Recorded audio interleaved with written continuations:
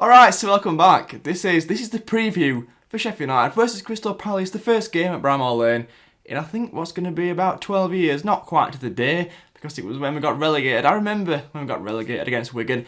I was pretty small, I think I was like 11ish, and obviously we went down. He absolutely threw it down that day. I remember walking onto the car with my dad thinking, oh, we're going to smash the Championship, we're going to absolutely blow it to pieces with Luton Shelton up front. Yeah, that went well. But anyway, on to the preview. I'm a bit busy today, so we're going to try to do this all in one take. No idea whether that is even going to happen or is even possible, because I've never tried this before.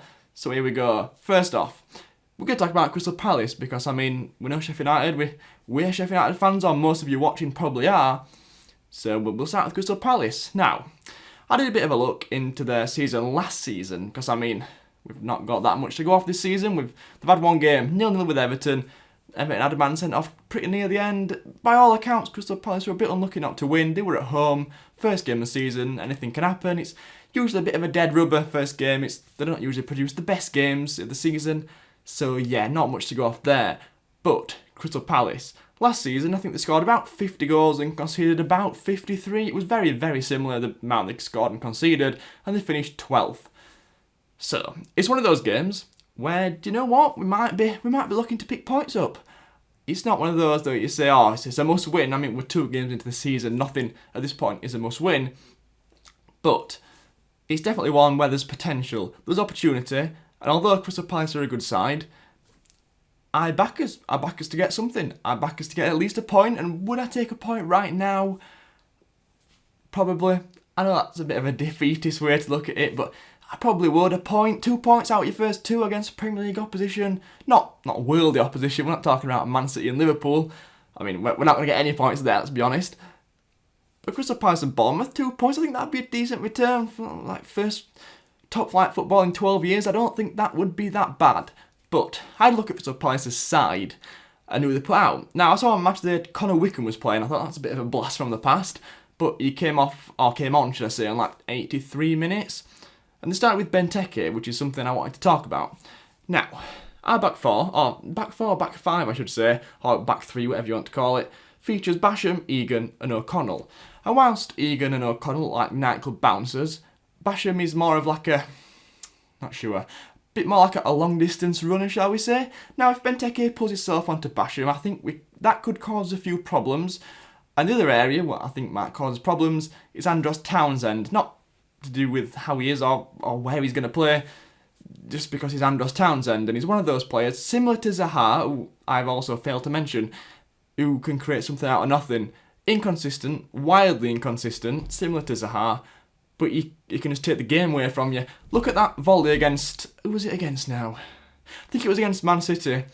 I mean, that was, in my opinion, goal of the season. I don't know what was given as goal of the season, but that was right up there. So we had a cut, but never mind. Back on to Crystal Palace. I think from the goals they conceded last season, they actually conceded less than Manchester United. And I think round about the same number as Arsenal. I know Man United and Arsenal didn't have amazing seasons, but I mean, they're still finished in the top 6, so that's a pretty good effort. They also didn't score many, so basically the opposite to Bournemouth. Bournemouth last season, who we obviously played last weekend, scored a lot, conceded a lot. 1-1 was the outcome, so we'll see. If we can get in front, you never know, we might stand a chance. Benteke, Townsend and Zaha are the danger men for me. We don't know if Zaha's going to play. I know he had the whole controversy with going to Arsenal at one point, and then possibly going to Everton on transfer deadline day. So I don't know where his head's at. I don't know if he's even going to play, but I think I've said this previously. If he turns up, well, I don't think we can really do much. Similar to what I said about Bournemouth, an established Premier League side who have got Premier League quality throughout. They've got poor players, they've got players who, like Martin Kelly, who I'm not a massive fan of, like he wouldn't look out of place at the bottom end of the Championship, in my opinion. That might be a little bit harsh, I'm not sure, but they're decent defensively, and he's part of that defensive lineup, so we probably can't, I don't know, we can't criticise him that much. But now, on to us, because I mean, that's what really matters, I guess. That's what most of you are probably here for. So, lineup-wise, I think it will be very, very similar, if not the exact same team. There's obviously going to be questions over whether people like Ravel Morrison might be at the bench, or whether other people might be fit. Will Mcburnie start? I think that's the big one. Well, there's 2. Mcburnie, will he start, and Lundstram. We'll start with Lundstram because I think that is an easier one. I think Lundstram will start. He was so good against Bournemouth, cutting the passing lanes off, the running power, getting us up the field. Balls he played through to McGoldrick for that first chance which he should have scored, and that second one, which was, to be fair, a very good effort from Mr. McGoldrick. So I think Lundstram will definitely play. He basically stopped all the forward momentum from Bournemouth down that left-hand side of Fraser and Josh King, who sometimes wanders over there. And if Zaha, mainly, maybe even Townsend comes that side, then we're going to need that. They've got two very good wingers. Two wingers who wouldn't look out of place in a top 6 side, probably, especially on the day. They're incredible. So I think Lundstram will definitely play. As far as McBurnie goes, will he keep the same team? I really don't know.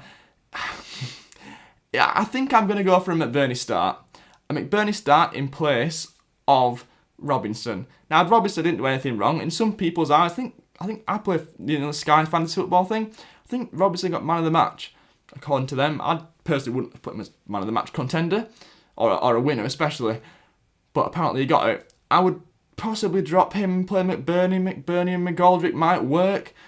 McGoldrick dropping deep, that's probably going to be where I'd go. McBurnie looked really, really good when he came on against Bournemouth. He didn't look out of place at all. He didn't look like he'd only had a week to settle in, so another week. I think he's ready for a start. Well, he'll cause that defence some problems. It is a big defence though, so maybe that does play into McGoldrick and Robinson, because we don't want to lump it long like we did a little bit against Bournemouth, but first game of the season, it's a bit of nerves. It's kind of what you come to expect, so I guess all we've got now after that is a score prediction. And my score prediction is going to be...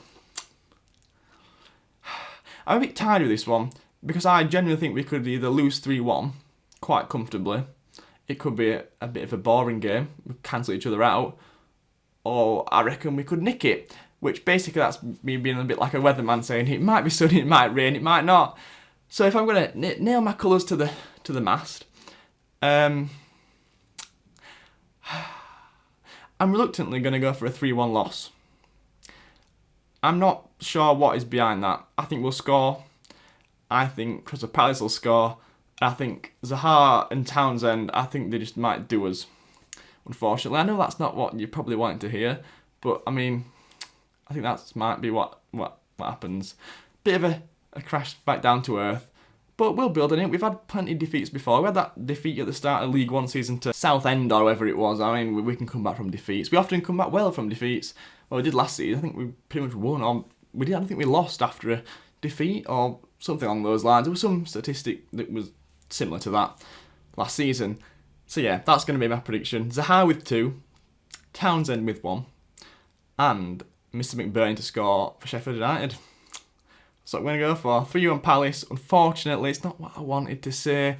Leave your comments down below. I hope I'm wrong. I hope I'm coming back on Sunday and saying I'm an idiot and I got everything wrong and never listen to me ever again.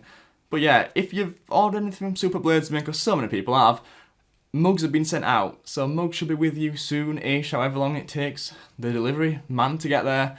All the t-shirts have already been done, so they're in transit. Mugs were done yesterday. So yeah, apart from that, well, I mean, I'll see you tomorrow, but enjoy the match. I think the Parkway is going to be open now. They've changed their mind. Similar to the cashless kiosk things, I guess you can call them. They're now doing cash as well. So, all changed at Bramall Lane. And on the way to Bramall Lane. But yeah, thank you for watching. If you enjoyed, please like, comment and subscribe if you're new. I'll catch you next time.